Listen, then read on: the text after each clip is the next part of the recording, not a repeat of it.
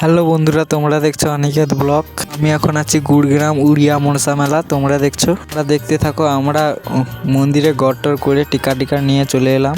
আমাদের আর ভালো লাগছিল না, তাই বাড়িয়ে যাচ্ছি। উড়িয়া মনসা মেলায় বহুত দোকান বসেছে, তোমরা সবাই আসবেন। গ্রাম এখানে মিনি ফুটবল খেলা হচ্ছিল, আমাদের ভাল লাগছে না, তাই আমরা বেরিয়ে যাচ্ছি। এখানে বহুত ভিড় হয়েছে, তোমরা দেখো। 3 জন গিয়েছি। আমি এই শর্ট ব্লগটা নিয়ে এলাম, তোমরা দেখো।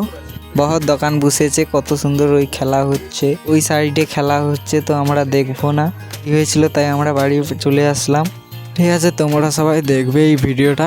দেরি হয়েছিল তাই আমরা বাড়ি আসলাম, ওই যে বাড়িয়ে চলে এলাম। কোনো খাইনি আমরা, পয়সা টয়সা নেই তাই খাই না আমরা।